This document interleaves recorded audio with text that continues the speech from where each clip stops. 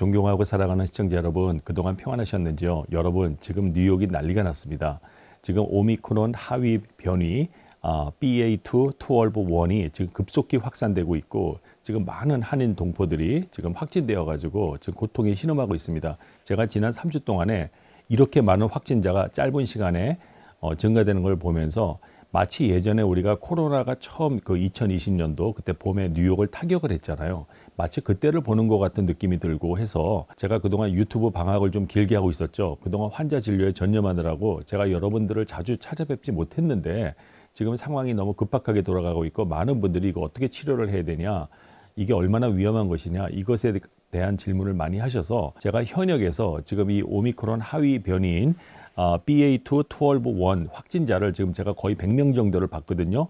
이분들을 보고선 제가 느낀 점, 이것이 원조 오미크론 B.1.1.529하고 어떻게 틀린지, 그리고 어떻게 우리가 진단하고 치료하는지, 그리고 뭘 주의해야 되는지, 오늘 그것에 관한 굉장히 중요한 아주 생생한 정보를 여러분들에게 드리려고 제가 준비를 했습니다. CDC에서 그 매주 지금 미국에서 유행하는 각종 오미크론 그런 하위 그 변이들에 대한 트렌드를 갖다가 이렇게 그래프로 해가지고 지금 계속 업데이트하고 있거든요. 이거 여러분들도 한번 이 오미크론이나 코비드19에 관심 있는 분들은 CDC에 가셔가지고 이걸 꼭 한번 보셨으면 하고요. 오미크론 변이, 하위 변이가 지금 급속히 확산이 되고 있는데 이것이 우리가 알고 있는 원조 오미크론 B11529하고 어떻게 틀린지에 대해서 지금 많은 분들이 잘 모르고 있어요. 그런데 제가 보니까 이게 정말 틀려요. 같지가 않아요.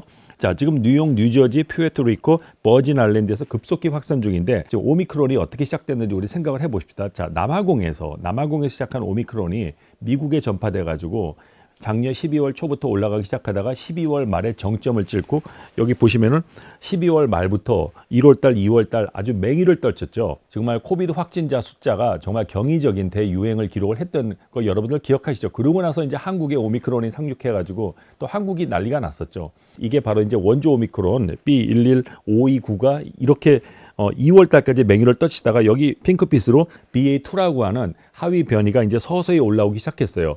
그래서 이제 BA2에 대해서 여러 가지 논문들이 나왔죠.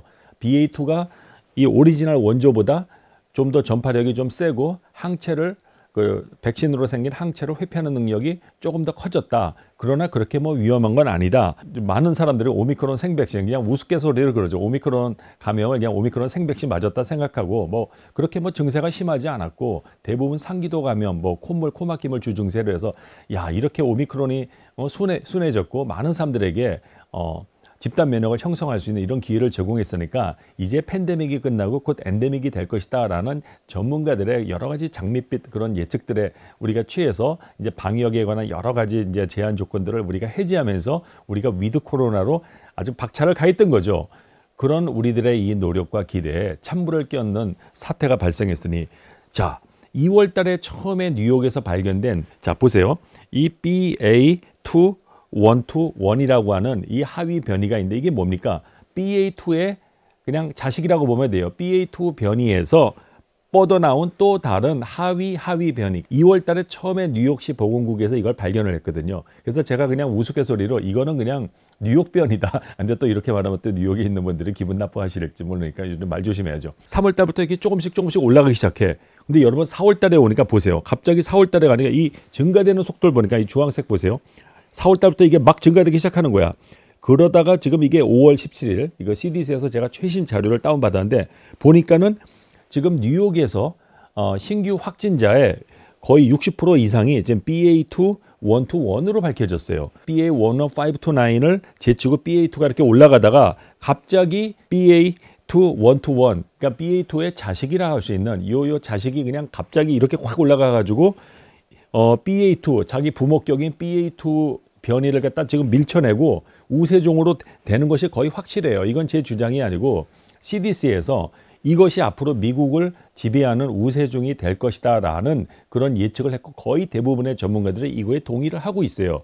그래서 지금 이 코비드 연구가들의 지금 촉각이 뭐냐, 이 BA2.1.1이 기존의 BA2나 B11529하고 비교할 때 얼마나 이게 더 독해졌는지, 백신이 과연 제대로 작동하는지, 증세가 얼마나 심해졌는지 이것에 대한 데이터를 모으고 있다는 거죠. 제가 이 뉴욕에 사는 죄로 이 BA2, 1, 2, 1에 변이에 감염된 사람들을 제 환자들이죠. 다 아주 근거리에서 자세히 관찰할 수 있는 기회를 갖게 되었고 그래서 원조 오미크론과 어떻게 틀린지에 대한 제가 관찰한 사실을 있는 그대로 오늘 여러분들에게 전달을 하려고 합니다.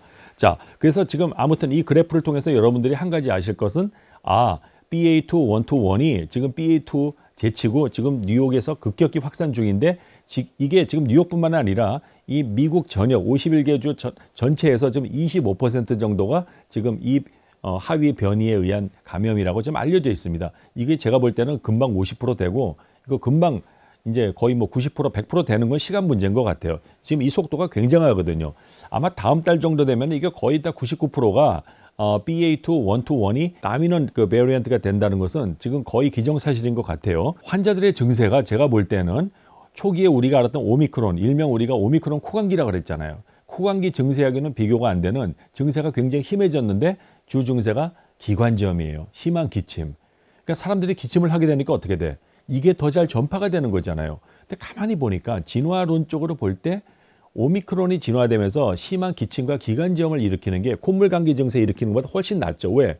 콧물은 그냥 풀면 되지만 가만히 보니까 BA.2.121 변이에 감염된 사람들의 주 증세는 기관지염과 심한 기침 증세가 원조 오미크론 B11529보다 529에서 없던 이러한 기침 기관지염 증세가 굉장히 심해졌다라는 것을 제가 말씀드리는 거고요. 그러나 아직 이것이 위중증을 증가시켰다라는 데이터는 없어요. 그러니까 많은 전문가들이 그렇죠. 이게 전파력이 세졌기 때문에 그만큼 많이 감염이 되는 거고 그래서 병원에 많이 입원하는 거지 이게 더 독해졌다라는 증거는 없다. 예, 그 말은 맞죠. 아직 그 데이터가 없으니까. 근데 제가 볼 때는 더 독해진 것 같아요.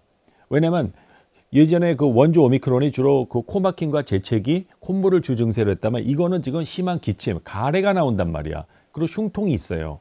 그리고 전신 염증 반응이 있어요. 약간 미열이 있고 굉장히 심한 피로감을 호소하고 있다는 것이죠.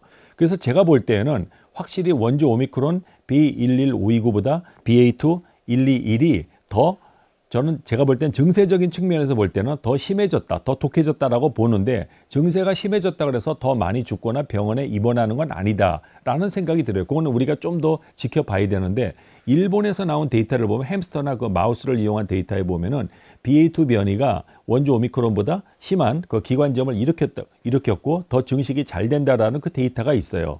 그래서 동물 데이터만 놓고 본 데는 이게 더 독해진 게 맞는데 그것을 사람한테 적용하기에는 아직 좀 더 기다려 봐야 된다는 것이 대부분의 전문가들의 견해라는 것이죠. 그러나 저는 그냥 이건 제 개인적인 의견을 전제로 해서 말씀드리면 이건 분명히 이건 더 독해진 게 분명하다는 것이죠.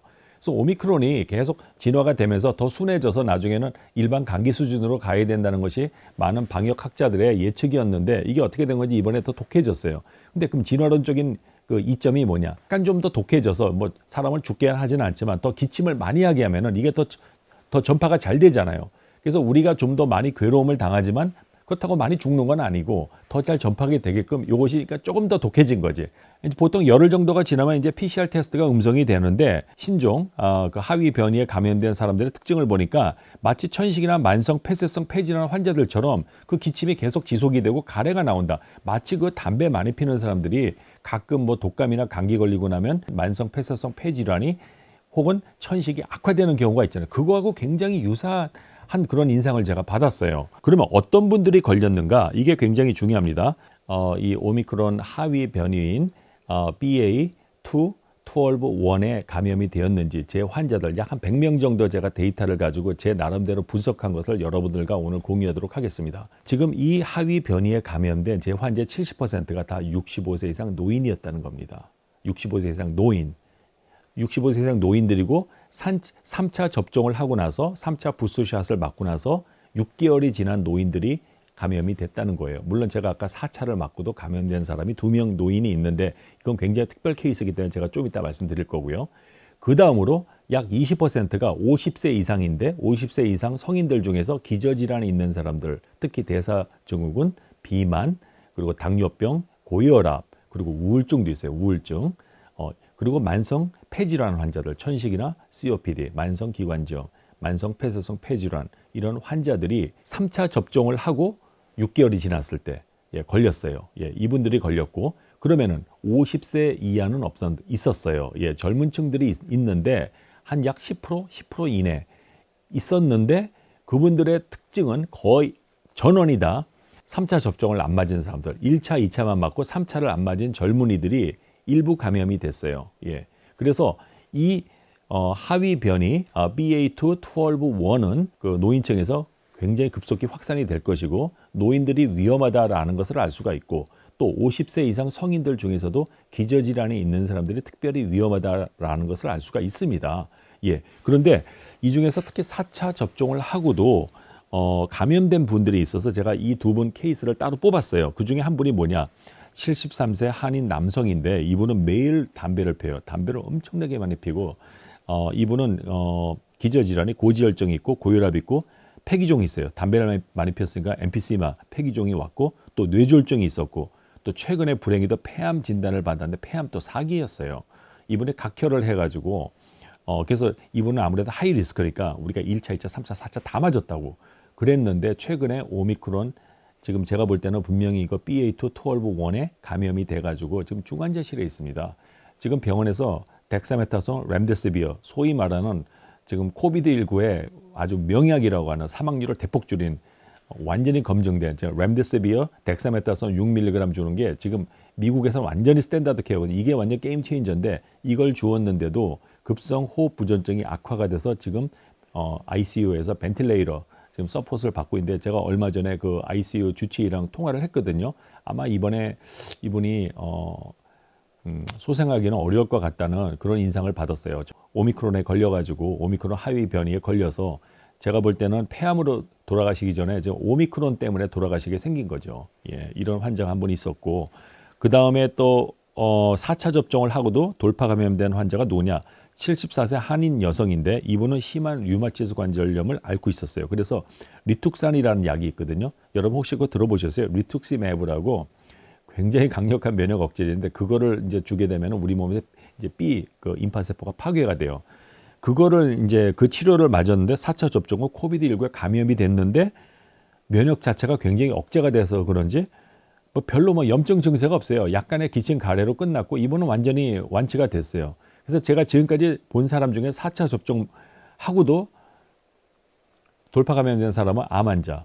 그래서 제가 여기서 영감이 생긴 거죠. 암 환자들이 암 그 자체가 면역력이 저하된 사람들에게 잘 생긴다는 것은 뭐 기정사실인데 그래서 암 환자들이 특히 이 오미크론 하위 변이에 굉장히 취약하다는 걸 알 수가 있고 또 류마티스 관절 환자 혹은 어떤 다른 질환으로 면역 억제제를 장기간 복용하는 자들이 4차 접종을 하고도 돌파 감염 위험이 있다는 것을 우리가 알 수 있는 것입니다. 자, 그러면 치료법 및 예방법에 대해서 제가 말씀을 드리겠습니다. 50세 이상 성인 중에서 기저질환, 이를테면 대사증후군, 고혈압, 비만, 당뇨병, 만성 폐질환, 면역 억제제 복용자는 3차 접종 후 4개월 후 4차 접종 mRNA 백신 4차 접종을 반드시 맞을 것을 제가 권하고요. 그리고 50세 이상 노인의 경우는 3차 접종 후 4개월이 지났으면 4차 접종을 반드시 하라는 것을 기저질환에 관계없이 65세가 넘으면은 다 3차 맞고 나서 4개월이 지나면 4차 접종을 꼭 하실 것을 제가 당부드리고요. 지금 미국에서는 실내 마스크 쓰기 그 맨데이트이 지금 해제가 됐지만 제가 볼 때는 다시 실내에서 우리가 마스크를 써야 될 것 같아요. 뭐 젊은 분들은 뭐 3차까지 맞았으면 이거 걸려도 별 문제는 안 됩니다. 뭐 가벼운 뭐 기침으로 끝날 수 있는데 문제는 이분들이 집에 가서 기저질환이 있는 자기 부모나 할아버지 할머니들에게 옮길 수 있다는 거죠. 그래서 그분들을 생각해서라도 우리가 좀 인도에서는 마스크를 뭐 맨데이트는 아니지만 우리가 당분간 이 지금 위기가 지나갈 때까지 마스크를 쓰실 것을 제가 적극 권장하고요. 그 다음에 확진 시는 어떻게 되냐. 자, 지금 확진된 분들이 아마 지금 제 방송을 보고 있는데, 자, 제 말 잘 들으세요. 여러분 너무 패닉하지 마세요. 여러분이 3차까지 백신을 맞았다면 대부분의 돌파 감염은 그렇게 증세가 위험하지가 않아요. 좀 고생하다 끝나는 건데, 그러나 중증으로 진행될 위험이 있는 경증 및 중증증 환자의 경우는 팍슬로비드, 파이자에서나 팍슬로비드를 5일 이내에 투여를 해야 돼요. 5일 이내. 증세가 있고 나서 5일 이내에 투여하면 굉장히 효과가 좋습니다. 제가 요즘에 팍슬로비드 처방을 많이 하는데 상당히 좋은 인상을 받았고 그리고 심한 기침, 기관지염의 경우는 COPD, 만성 폐쇄성 폐질환 악화되는 거, exacerbation 혹은 asthma, 천식, exacerbation, 천식이 악화되는 치료와 동일하게 치료하면 된다는 거예요. 여러분 혹시 천식이나 COPD 환자들 가끔 감기 걸리거나 독감으로 인해서 자기의 폐질환이 악화될 때 어떡하죠? 어떻게 치료해요, 여러분? 예, 스테로이드 쓰죠. 단기 스테로이드. 요즘에 이렇게 들여 마시는 것도 있어요. 이렇게 이네일드 코리코스테로이드가 브론코다일레이러 기관지 확장제랑 같이 이렇게 배합되어 있는 게 있거든요. 그거를 쓰게 되면 기침이 빨리 진정이 됩니다. 일반 무슨 로비투시나 이런 거 써가지고는 안 되고요. 그래서 천식 환자나 COPD 환자한테 쓰는 그 이네일드 코리코스테로이드, 스테로이드 흡입제 아니면은 증세가 너무 심할 경우에는 메칠 프레드니솔론 같은 경우 한 뭐 32mg 정도로 한 3일 정도 아주 단기 그냥 시스테믹 코리코스테로이드 전신 투여를 하게 되면은 기침이 빨리 진정이 됩니다. 근데 팍슬로비드를 주게 되면 어떻게 되죠? 이게 지금 바이러스가 안에서 증식을 못하니까 스테로이드로 약간 면역력을 억제시켜도 어떻게 돼요? 그렇게 큰 위험이 없다는 거죠. 그래서 팍슬로비드하고 스테로이드, 이네일드 코리코스테로이드나 경구 스테로이드를 단기요법을 하게 되면은 그 코비드19로 인한 심한 기관지염, 기침을 빨리 진정시킬 수 있다는 것을 제가 발견을 했고요. 그리고 만약에 여러분들이 호흡곤란증이 있거나 산소 치료가 필요할 시에는 즉시 병원에 가서 덱사메타손 치료를 해야 되는데 덱사메타손 6mg을 에브리데이 10데이를 쓰면 되고 그리고 렘데시비어를 데이 1에 200mg 투여하고 그 다음에 나머지 4일 동안 100mg 투여하면 돼요. 이게 지금 NIH 프로토콜인데 굉장히 좋습니다. 여러분이 내가 산소 포화도가 얼마인지 몰라. 그러나 지금 숨이 차는 것 같아. 주저하지 말고 스테로이드를 써야 돼. 주치한테 얘기해서. 바로 써야 돼. 그냥 바로 써야 되고 그리고 산소 투여가 필요한 경우에 뭐 말할 것도 없고 예 그리고 이런 경우에는 병원에 가시는 게 좋아요. 그래서 산소 포화도가 떨어지거나 그러면은 병원에서 렘데시비어 한 5데이 정도 맞으면서 덱사메타손 치료도 하시고 그러면 빨리 치료하게 되면은 중환자실 안 갑니다. 거의 대부분 후유증 없이 여러분들 다 살아서 나가실 수 있을 거고요. 그러나 이런 경우는 굉장히 드물고 제가 볼 때는 지금 백신 접종자들이 워낙 많기 때문에 기존의 항체를 갖고 있고 메모리 T셀이 있죠. 이런 상태에서 이 오미크론 하위 변이가 왔을 때 심한 기관지염이 오지만 우리가 조기에 팍슬로비드하고 그리고 적절한 그 스테로이드를 쓰게 되면은 쉽게 고칠 수 있다는 거.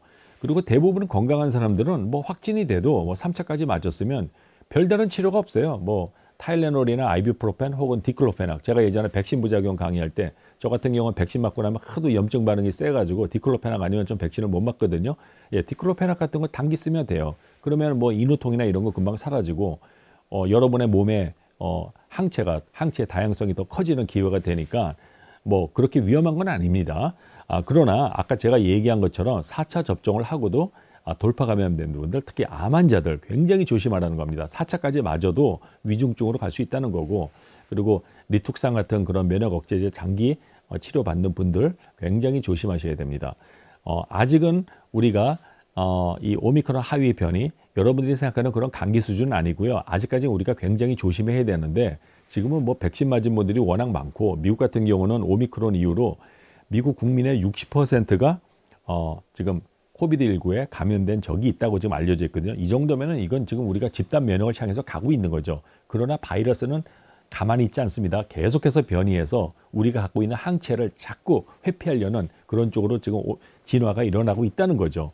그렇게 해서 제가 앞으로 이제 코로나19를 어떻게 우리가 대응해야 되느냐 이거에 관한 굉장히 중요한 논문이 또 발표가 됐어요. 그래서 앞으로 코로나19에 대한 그 여러 가지 정책을 기획하시는 분들에게 굉장히 도움이 될 수 있는 특급 정보를 제가 다음 시간에 논문 리뷰와 함께 여러분들에게 제가 제시하려고 합니다. 여러분 아무쪼록 이번 뉴욕의 위기가 왔는데 그렇다고 너무 겁먹지 마시고 철저하게 손 씻기, 그다음에 마스크 쓰기 하시고 그리고 백신 안 맞은 분들 기저질환 있으면 꼭 3차 접종 안 했으면 3차 맞으시고 3차 맞으신 분들은 4개월이 지났으면 아까 제가 얘기한 65세 이상 노인들, 50세 이상 성인들 중에 기저질환이 있는 분들 꼭 4차 접종하시고 50세 이하 건강한 사람들은 글쎄 저는 뭐 4차 접종까지는 필요 없을 것 같아요. 왜냐하면 뭐 3차 맞고 걸려봐야 너무 증세가 경미해서 문제는 안 되지만 여러분들 주치의하고 잘 상의하셔가지고 어떤 다른 리스크 팩터가 있다면 50세 이하들도 한번 4차 접종을 고려해 보시는 게 좋겠다라는 것이 오늘 제 강의의 포인트라고 볼 수가 있겠습니다. 여러분 그러면 평안한 밤 되시고 다음 시간에 다시 뵙겠습니다. 감사합니다.